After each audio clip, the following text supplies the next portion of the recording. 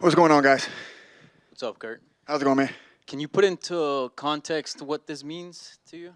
Oh, man, this means the world. It means everything. I've worked so hard for so many years. I literally made my debut in the UFC back in 2013, and I've had a heck of a lot of fights from then to now, and to come back the way I did at 36 years old, not knowing if I was going to find a good home to fight at. Didn't fight for 2 years, and then, on the verge of just saying, hey, maybe I'm just going to hang this up, retire, finish, keep coaching my kids, keep coaching my students in my gym, and I got professional fighters, amateur fighters that I coach back home. And then, boom, I got the call for the Ultimate Fighter, and here we are. Yeah, and that submission win was quite nice. Can you talk us through the sequence?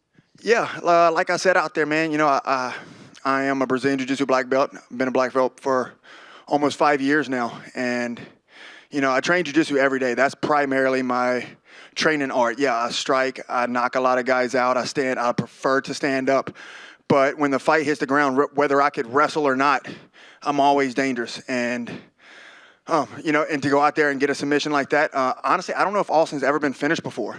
You might correct me if I'm wrong, but I think that's the first time him being finished, and then I did it by submission, so I'm happy with that. And then in your post-fight interview, you call out Paddy Pimblett. Talk to us about that call-out. Why specifically Paddy Pimblett? What is it about him that you want to fight him? Yeah, man, he's got a name. He's a rising star.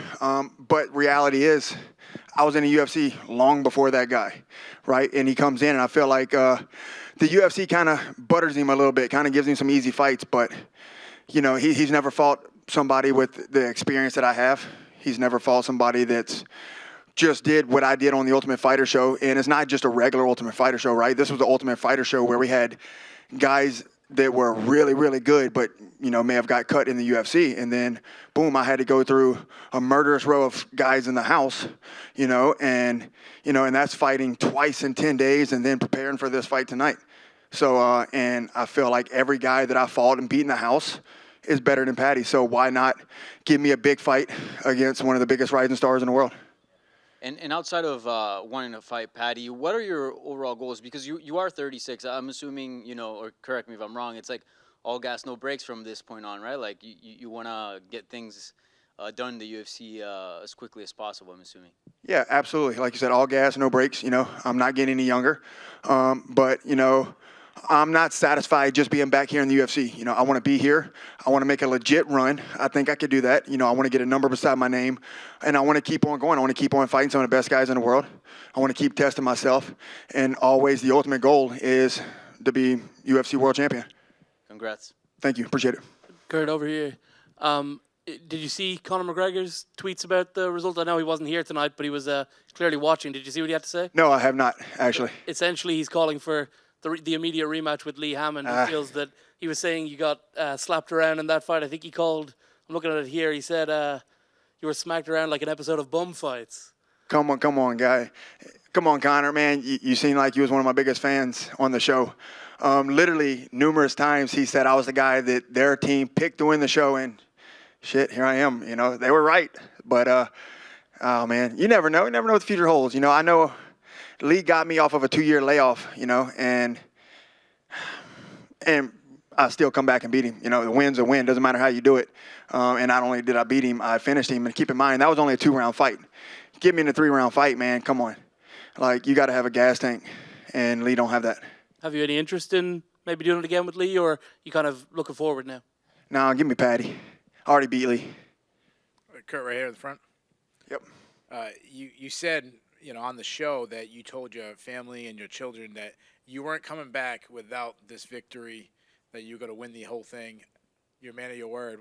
Have you got to talk to your family already, and what are they saying to you? Man, I got my family here. They was right in the tunnel as I walked out, and, I haven't literally got to talk to them, but I got to walk by, hold the trophy up.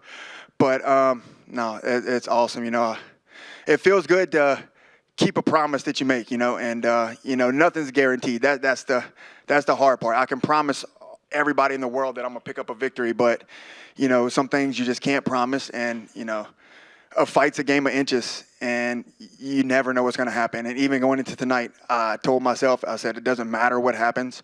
I'm here to have fun. I'm here to soak this all up. And no matter what, I knew I'd be able to go home to my family. But now I get to keep my promise and bring them home the Ultimate Fighter trophy. During media day, you kind of told us that you were facing other guys in the house and you would purposely almost bait guys into thinking you were weaker in certain areas. He came out wrestling very heavy. Was that the area that you were trying to pretend that you weren't that good at? For sure. I mean, but come on. It's hard to say, and I don't think it's that I'm not a good wrestler. It's that I'm comfortable on my back. And as you see tonight, that's why I'm comfortable on my back sometimes. And you can see the Lee Hammond fight. I'm comfortable on my back. Yes, it's got me in trouble a lot, but ultimately, I mean, I got like 11 submission wins now. I've only, not finished 3 fights that I've won in my whole career. So I wouldn't even call it necessarily a weak part. It's just always something I need to work on because, I mean, a lot of guys coming in today, they don't always come to fight. They always come to maybe hold you down or point fight, and I'm not a point fighter. I'm always going in. I'm always looking for the finish. So regardless whether I'm on the feet, on my back, or even on top of the guy, I'm trying to finish the fight.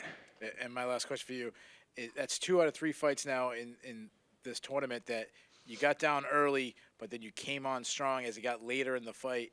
I think it's almost reflective of your career now that you're the later ages of most people's career. Now you're looking better than ever.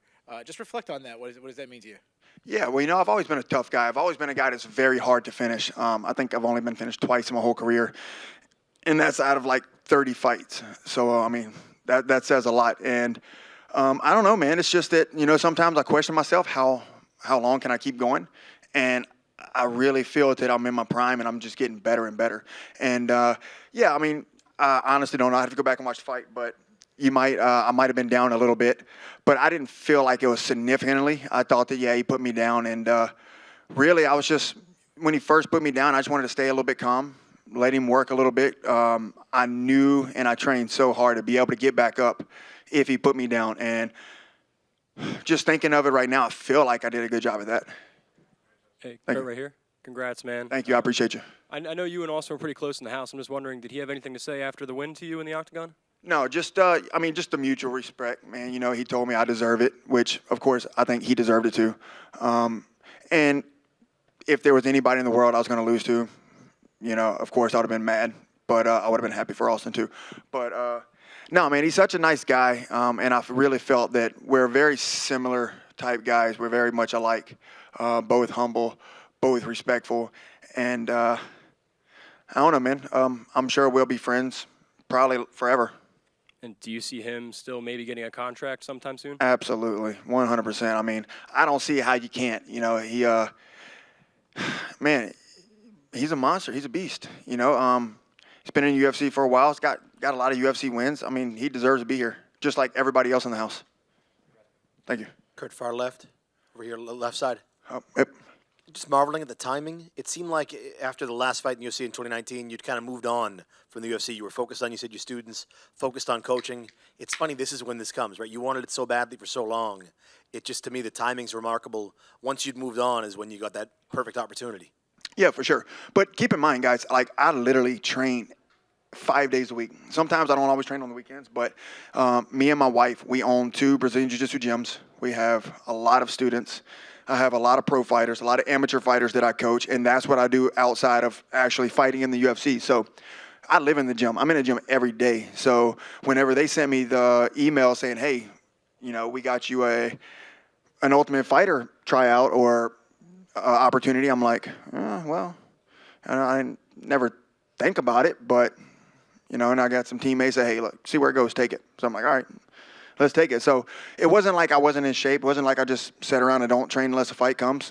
I train in 5 days a week at least, and every day with my students. And it's hard to put it in perspective right now for you. You just won the fight, but the Jason win, what you did against Austin, that's a pretty remarkable run in TUF. Absolutely, and that's what I'm saying. To me, it wasn't like your regular episode of TUF. Everybody in the house belonged to be in the house.